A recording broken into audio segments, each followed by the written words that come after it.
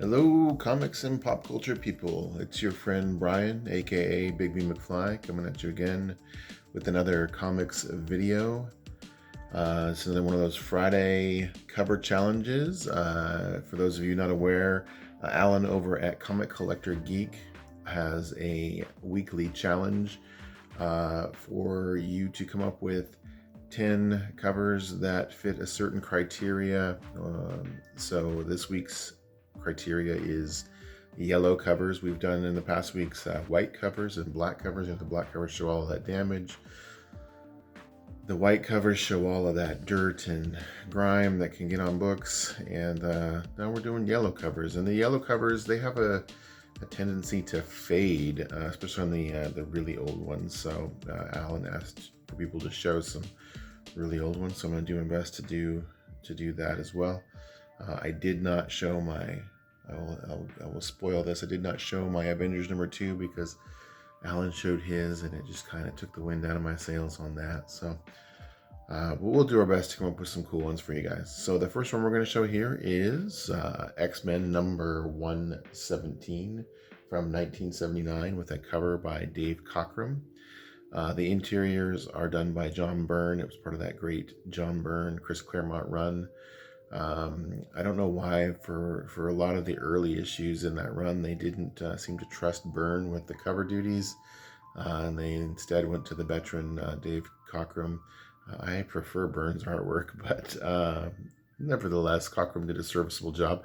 So we got a lot of yellows on this cover, beginning of the Psy-War, the first appearance of the Shadow King Amal Farouk, who was in the Legion TV show.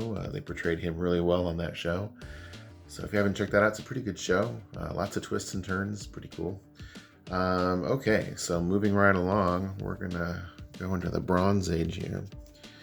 We're gonna go with 2001: A Space Odyssey from 1977. That's issue number 8.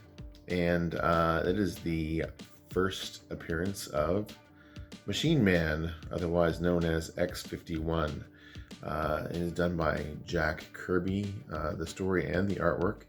And a pretty cool issue. I always liked Machine Man as a character. He's kind of a cool guy. So he's originally was called X-51. So maybe they needed to do a crossover with all the guys that are X in numbers. So like maybe X-51 and X-23. I don't know. Anyway, so moving right along, we're going to stick with that theme of Machine Man, because in the next year, Marvel decided in 1978 that Machine Man needed his own title. So that's #1, his first issue in his ongoing series by Jack Kirby, and also a pretty sweet book.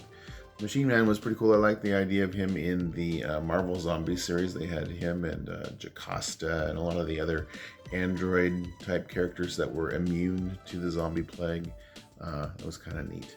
So moving right along, we're going to go with Batman and Robin #1 with a cover by Frank Quitely, written by Grant Morrison. And that is from 2009, and well, with a lot of the hype going along with the whole Damian Wayne thing,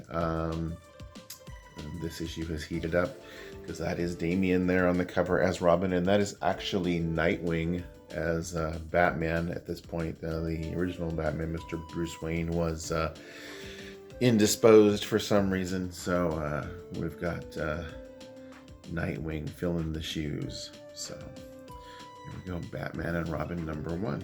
And then moving right along back to the Marvel Universe, we've got Daredevil #184 with that great cover by Frank Miller, written and drawn by Mr. Miller. This issue is a crossover with Daredevil and the Punisher. Kind of, they used a lot of pieces of this in the Daredevil television show with the Punisher in it. So a great issue there by the legendary Frank Miller.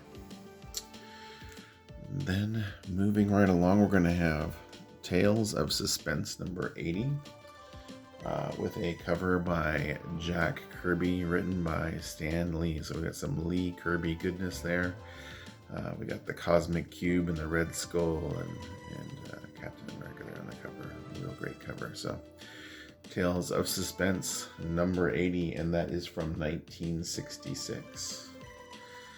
Then flipping back over to the DC universe, we're going to have Adventure Comics, number 275 from 1960, with a cover by Curt Swan.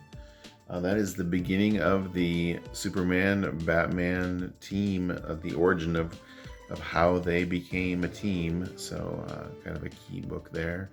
Again, and that is from 1960. And sticking with DC, we're going to go with The Flash, number 148 from 1964, with a cover by Carmine Infantino. A great Captain Boomerang cover there. I got really upset when they killed off Captain Boomerang in the newest Suicide Squad movie. So, spoiler there if you haven't seen that movie, which has been out for quite a while. Sorry. But yeah, good cover there. The Flash from 1964. And we're gonna, these last few books are all gonna be DC. So we're gonna go with Detective Comics number 110. The top and bottom are not really showing because the books are stacking up, but the top is yellow with a border up there. Let's see if I can tip the camera up a little bit. There we go, number 110. So Detective Comics 110 from 1946, with a cover by Win Mortimer, is the origin of Alfred in that book. Detective Comics number 110 from 1946. And then World's Finest number 15. We're running out of space on this rack here. World's Finest number 15 from 1944, with a cover by Jack Burnley.